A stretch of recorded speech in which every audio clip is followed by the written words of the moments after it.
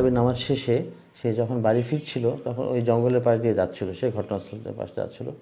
তো সেই সময় স্থানীয় একটি ছেলে, যে ছেলেটি পাশের একটি হোটেলে কাজ করতো, তার নাম সাব্বির, সে নেশাগ্রস্ত ছিল, সে ওখানে বসে গাঁজা খাচ্ছিল।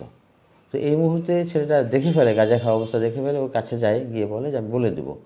তো সাব্বির তাকে বারবার নিষেধ করে, অনুরোধ করে যে এটা কাউকে বলো না। বাট সে আবার বলে যে না আমি বলে দেবো। এই যে তাদের মধ্যে এই বিষয়টা নিয়ে বাকবিতণ্ডার এক পর্যায়ে সাব্বির যখন বুঝতে পারলো যে না আসলে সে অবশ্যই বলে দেবে, তার কথা শুনবে না, তখন এই মামলার যে ডিসিস্ট মাহবুব, তাকে সে পিছন থেকে জাপটে ধরে ঘাড় মটকে মেরে ফেলে।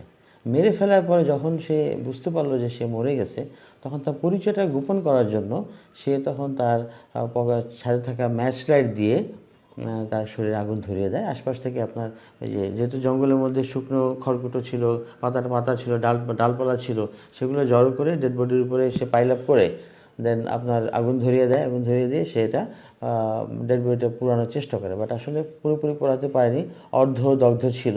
এবং পরবর্তীতে সে তো বাসায় ফেরেনি।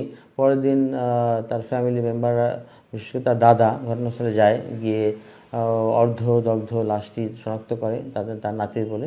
পরবর্তী থানা পুলিশ যায়, সুরতহাল রিপোর্ট করে এবং পিবিআইয়ের একটা চৌকস দল ঘটনাস্থলে যায়। আমি নিজেও ঘটনাস্থলে যাই।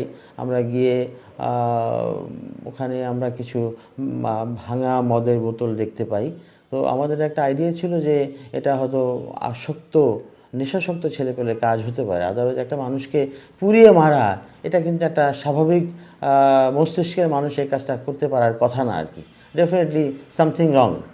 তো এই ধরনের একটা চিন্তাভাবনা থেকে আমরা লিডটা শুরু করি ওইদিকে, যে এখানে কারা এখানে বসে আপনার নেশা করে।